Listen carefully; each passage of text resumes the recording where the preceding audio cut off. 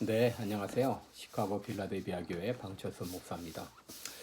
오늘은 설득력 있는 설교의 세 가지 요소라는 제목으로 같이 말씀을 나누겠습니다. 우리 고대 수사학에서 설득력 있는 연설을 하기 위한 세 가지 요소가 있습니다. 그것은 로고스, 파토스, 그리고 에토스입니다. 로고스는 이제 연설의 내용, 논리, 이런 것들을 말하고요. 이제 파토스라는 것은 연설의 감정적인 측면이고요. 에토스는 연설 중에 느낄 수 있는 연설자의 그 성품입니다. 로고스, 파토스, 에토스. 우리 설교자에게도 이 하나님의 말씀이 제대로 전달되기 위해서도 이 세 가지가 필요한데요. 데살로니가전서 1장 5절을 보면은 우리 복음이 말로만 너에게 이른 것이 아니라 오직 능력과 성령과 큰 확신으로 되었다. 우리의 복음이 말은 로고스입니다. 말로만 너에게 이른 것이 아니라 오직 능력과 성령과 큰 확신은 파토스입니다. 확신으로 된 것이니 우리가 너희 가운데서 너희를 위하여 어떤 사람이 된 것은 에토스입니다. 너희가 아는 바와 같다. 이 세 가지 요소가 우리 설교자에게도 꼭 필요하다 이렇게 말씀을 드릴 수 있습니다. 우리 설교에 있어서 로고스는 말씀의 능력이죠. 설교자에게 있어서 로고스는 바로 하나님의 말씀입니다. 하나님의 말씀 자체가 사실은 능력이 있습니다. 하나님 말씀에 어떤 능력이 있습니까? 창조의 능력이 있죠. 그래서 하나님께서 말씀하실 때 빛이 있으라 하니까 빛이 있었고, 또 하나님의 말씀으로 하늘이 지은 바 되었고, 하나님이 말씀하실 때 경고히 섰다. 이 말씀 자체에 창조의 능력이 있고요. 그 다음에 말씀에는 통제의 능력이 있죠. 섭리라고도 말할 수 있는데 시편 147편 15절에 눈을 양털같이 내리시며 또 서리를 재같이 흩으시며 또 우박을 떡 부스러기같이 뿌리시나니 이 모든 자연 만물을 바로 예수님, 이 하나님께서 다스리시고요. 또 시편 33편 7절에는 저가 바닷물을 모아 무더기같이 쌓으시며, 다 하나님께서 이 모든 자연 만물을 섭리하고 계신다. 통제하시고, 그다음에 성취의 능력이 있습니다. 이사야 55장 10절과 11절 보게 되면 내 입에서 나가는 말도 내게 헛되이 돌아오지 아니하고 나의 뜻을 이루며 나의 명하여 보낸 일에 형통하리라. 그래서 성취의 능력이 있고요. 그 다음에 이 파괴 능력이 있다고 말할 수 있습니다. 살리는 능력, 생명을 주는 그런 능력이 있다. 그래서 요한복음 6장 63절에 내가 너에게 이런 말은 영이요 생명이다. 또 로마서 1장 16절에 이 복음은 모든 믿는 자에게 구원을 주시는 하나님의 능력이다. 말씀에는 이런 능력이 있습니다. 그래서 하나님의 말씀은 그저 단순한 말이 아니라 하나님의 말씀은 하나님의 목적을 성취시키는 그 자체이다.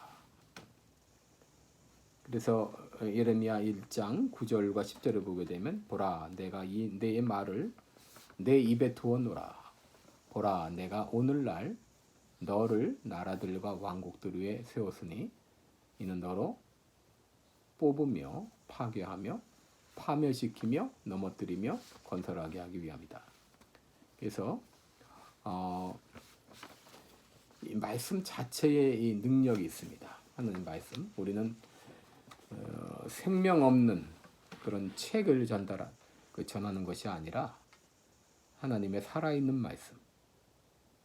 좌우의 날섬 검같이 예리해서 혼과 영과 관절과 골수까지 찔러 쪼개는 그 하나님의 말씀을 맡은 자로 그 말씀을 전하는 거죠. 그래서 설득력 있는 설교자가 되기 위해서는 하나님의 말씀이 무슨 말씀인지 어떤 말씀인지를 연구하고 또 거기서 하나님으로부터 메시지를 듣는 음성을 듣는 그런 설교자가 되겠다. 그래서 이런 로고스가 필요하고요.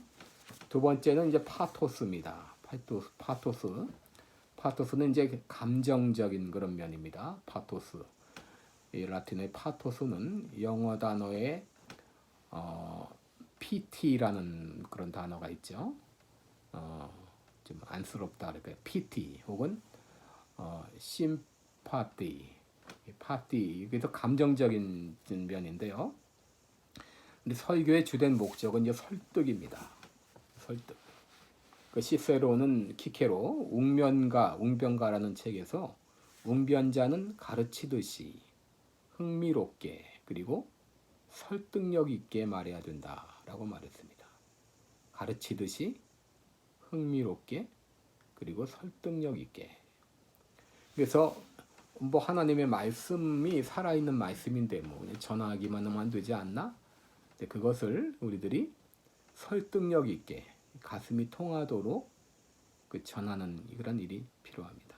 그래서 로이드 존스도 목사 설교에서 설교자는 말씀에 붙잡힌 사람으로 사람들을 감동시킬 수 있어야 된다. 설교자는 변호사가 아니라 증인이다. 바울은 눈물로 말씀을 전했는데 감격과 감정주의, 이모셔널리즘, 감격과 감정주의는 다르죠. 감격을 가지고 눈물로 전하는 것이 필요하다. 그래서 성경을 볼 때 우리 예수님께서 참 이런 예수님의 감정이 느껴집니다. 예를 들면 마가복음 1장 41절에 예수께서 민망히 여기사 그런 말들, 또 마가복음 2장 8절에 어찌하여 마음에 의논하느냐, 또 마가복음 3장 33절에 누가 내 모친이며 내 동생들이냐, 마가복음 4장 40절에 어찌하여 이렇게 무서워하느냐, 너희가 어찌 믿음이 없느냐, 마가복음 5장 8절에 더러운 귀신아 그 사람에게서 나오라, 마가복음 5장 36절에 두려워 말고 믿기만 하라, 또 마가복음 5장 39절에 너희가 어찌하여 훤하며 우느냐, 이 아이가 죽은 것이 아니라 잔다. 여러분 이렇게 보면은 이 예수님의 감정이 거기 많이 느껴집니다. 마가복음 6장 34절에 큰 무리를 보시고 목자 없는 양 같음을 인하여 불쌍히 여기사, 또 마가복음 7장 32절 이하에 보게 되면 하늘을 우러러 탄식하시며 그에게 이르시되 에바다 이렇게 했어요. 또 마가복음 8장 2절에 내가 무리를 불쌍히 여기노라, 또 8장 12절에 마음속에 깊이 탄식하시며 가라사대 그런 말이 나오고요. 마가복음 9장 19절에 믿음이 없는 세대여 내가 얼마나 너희와 함께 있으며 얼마나 너희를 참으리요. 또 마가복음 9장 23절에 할 수 있거든이 무슨 말이냐, 믿는 자에게 능치 못할 일이 없느니라. 여기서 예수님의 그 감정적인 면이 느껴집니다. 안타까움. 사도 바울도 마찬가지입니다. 사도행전 17장 6절에 보게 되면 바울이 아덴에서 저희를 기다리다가 온성에 우상이 가득한 것을 보고 마음에 분하여 이런 말이 나오고, 사도행전 20장 19절에 곧 모든 겸손과 눈물이며, 20장 22절에 보라 이제 나는 심령의 매임을 받아, 또 20장 31절에 그러므로 너희가 일깨어 내가 3년이나 밤낮 쉬지 않고 눈물로 각 사람을 훈계하던 것을 기억하라. 또 21장 13절에 너희가 어찌하여 울어 내 마음을 상하게 하느냐. 사도 바울 가운데도 그 마음에 안타까움, 간절한 마음 이런 것들이 느껴지지 않습니까? 그래서 우리들이 이 감정적인 면 이것이 아주 중요합니다. 감정적인 면이 중요하다. 설교의 목적은 결국은 의지의 결단을 가져오는데 이것은 단순히 감동을 주는 것만으로는 의지의 결단을 가질 수가 없어요. 인간의 마음이 마치 뭐와 같이 석고화된 마음과 같습니다. 이 석고화된 마음을 깨트리려면 그저 조심스럽게 다루어만 가지고는 안 되고 충격을 가해야 된다고 하는 것이죠. 충격을. 그래서 설교라는 것은 헨리 피처 같은 사람 설교는 사냥꾼의 총이다. 사냥꾼의 총이다. 그래서 사냥꾼이 어떤 동물을 짐승을 잡으려고 총을 쐈으면 어떻습니까? 소음만 내고 발사하는 것만으로 끝나는 게 아니라 쏜 다음에 자기가 쏘았던 사냥감이 쓰러졌는지 살피지 않습니까? 설교자도 설교 후에 어떤 반응이 있는지 이걸 살펴야 됩니다. 혹시 내가 쏜 총이 아무것도 맞지 않은 것은 아닌가? 그저 허공에 대고 쐈던 총이 아닌가? 설교 후에 아무런 반응이 없다고 하게 되면 시간 낭비죠. 제임스 블랙은 설교자의 주업은 목표물에 총을 발사하는 것이다. 향방 없이 쏘지 말고 심층부를 향해서 그렇게 쏘라는 것이죠. 그래서 이 열정이란 것은 뭐냐? 진실하고 열이 있는 그리스도인의 특징이라고 이렇게 말할 수 있습니다. 그래서 우리 설교자들은 이 말씀을 전할 때 열정, 파토스가 있어야 됩니다. 어떻게 우리가 열정을 가질 수 있을까? 이를 위해서 기도해야 됩니다. 시편 39편 3절에 내 마음이 내 속에서 뜨거워서 묵상할 때에 화가 바라니. 이 성경의 본문이 그 의미가 신선하게 살아날 때까지, 그때까지 기도해야 됩니다. 그 본문에서 하나님의 영광이 비쳐나올 때까지, 열정이 내 가슴에 타오를 때까지, 이런 말씀의 폭발적인 능력을 경험할 때까지 기도해야 됩니다. 기도하고 그 다음에는 이제 자신이 먼저 느껴야 됩니다. 욥기 32장 18절 이하에 보게 되면 엘리후는 이런 말을 했습니다. 내게 말이 가득하고 내 심령이 나를 강박함이니라. 보라 내 가슴이 봉한 포도주 같고 새 가죽 부대가 터지게 됨 같구나. 내가 이 말을 바라여야 시원할 것이다. 답답해가 이 말을 안 하면 내가 너무 답답하다. 그렇습니다. 제임스 알렉산더는 위대한 감격 없이는 누구도 훌륭한 설교자가 될 수 없다. 심오한 감격을 불러일으키는 설교자라면 자신이 먼저 깊이 느껴야 된다. 진지하게 말을 전달하기 위해서 우리는 말에 감정을 주입해야 된다. 감정.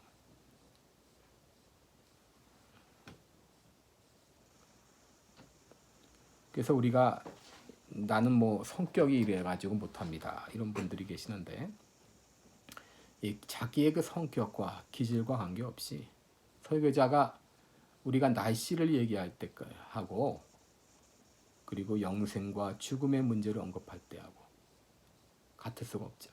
예. 같을 수가 없는 것이죠. 그래서 감정을 느끼고 이 감정을 내 것으로 받아들이는 것이 필요하다. 그래서 우리 그 스지구치 히노로부라는 케이크 전문점 몽상클레르를 열었는데요. 그 아버지로부터 그 제과 기술을 배웠는데 그가 이런 말을 했다고 합니다. 그 아버지가 배만 부르다고 인생이 완성되는 게 아니다. 가슴이 따뜻해야 된다. 그는 이제 디저트 전문점인데 그는 디저트를 이렇게 정의합니다. 단 한 조각으로도 따뜻하게 해줄 수 있는 것, 이것이 디저트다. 단 한 조각으로. 그래서 우리가 설교를 통해서 가슴을 따뜻하게 해줘야 됩니다. 그래서 우리가 같은 이제 마음을 갖는 게 중요하고 기도하고 자신이 먼저 느끼고 그 다음에 이제 안타까운 마음을 가지라. 안타까운 마음. 정말 같은 이제 감정이입이 돼야 되는 것이죠. 예수님은 누가복음 19장 41절에서 가까이 오사 성을 보시고 우시며 가라사대. 예루살렘을 보고 말씀하신 거죠. 너도 평화에 관한 일을 알았다면 좋을 뻔하였거니와 지금 내 눈에 숨기었도다. 예수님의 사랑을 거부하고 진정한 평화를 알지 못하는 그들을 향해 눈물을 흘리셨습니다. 예레미야 20장 9절에 보면 내가 다시는 여호와를 선포하지 아니하며 그 이름으로 말하지 아니하리라 하면 나의 중심이 불붙는 것 같아서 골수에 사무치니 답답하여 견딜 수 없다. 바울 같은 경우는 고린도전서 9장 16절에서 내가 복음을 전할지라도 자랑할 것이 없으면 내가 부득불할 일님이라. 만일 복음을 전하지 아니하면 내게 화가 있을 것이라.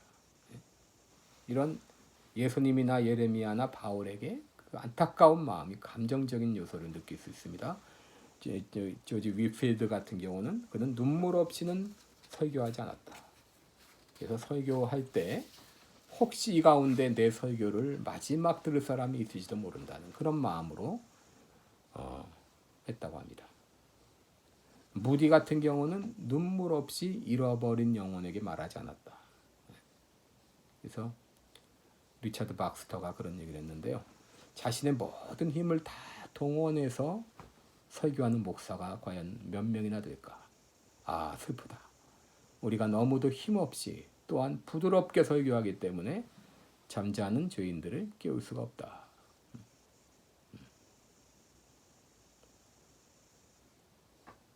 그래서 설교할 때 리차드 박스터는 그거를 마지막 설교라고 생각하고 설교하고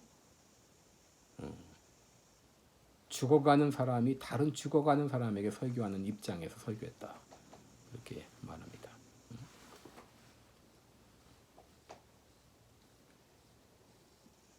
우리 찰스 실베스터 호온이라는 사람에 대해서 얘기하는데 뱃속에 불을 가진 자 그런 말을 뱃속에 불을 가진 자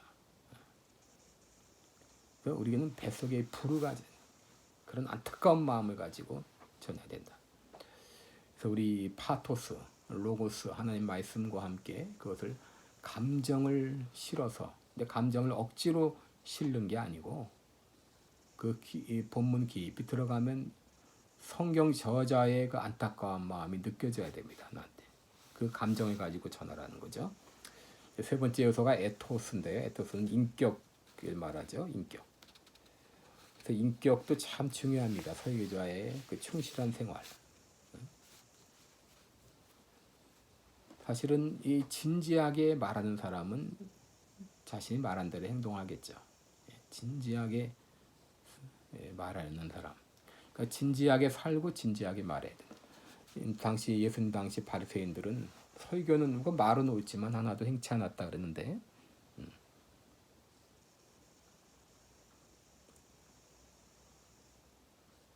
하는 말에 심지어 동의하지 않을지라도 그 사람의 인격을 보고 그것을 믿을 수 있을 정도가 돼야 된다고 하는 것이죠.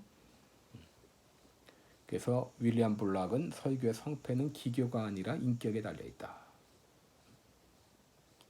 근데 그걸 어떻게 내가 먼저 그렇게 살아야 되겠죠. 성도들에게만 하라고 강조할 것이 아니라 내가 먼저. 로마서 14장 16절에 너의 선한 것이 비방을 받지 않게 하라. 그런 말을 했습니다. 비방을 받. 우리가 그렇게 살지 않으면 비방을 받게 되죠. 우리의 선행은 어리석은 사람들의 무식한 말을 막게 됩니다. 막게 돼요.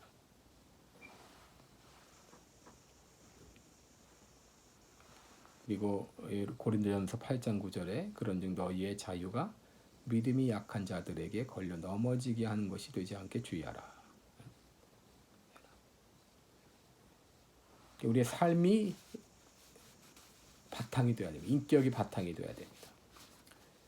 그래서 우리 에토스 개발을 위해서 우리가 노력을 해야 돼요. 성품도 개발을 하고요. 사람들은 설교자의 말이 아니라 설교자의 자신을 기억하게 되죠.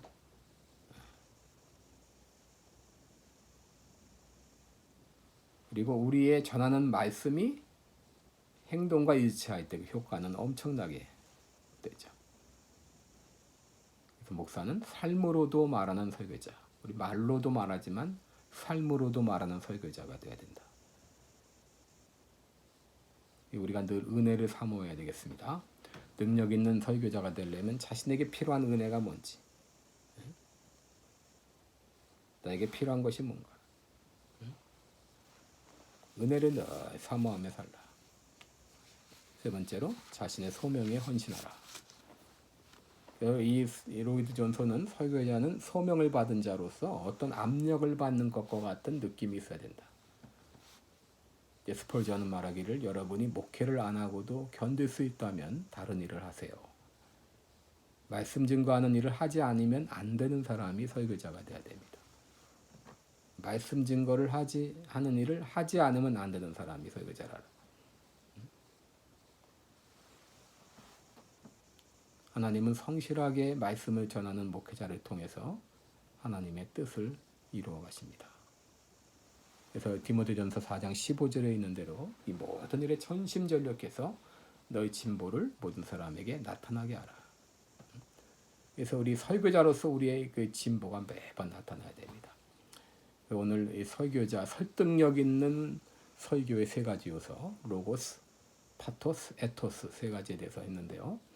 로고스는 바로 하나님의 말씀, 파토스는 감정적인 면, 감정을 실어서 전달을 하고요. 에토스는 바로 설교자의 삶에 대한 문제입니다. 생활에 대한 문제. 삶이 동반이 돼야 된다. 이 세 가지 요소를 여러분 기억하시길 바랍니다. 또 다음 시간에 뵙겠습니다.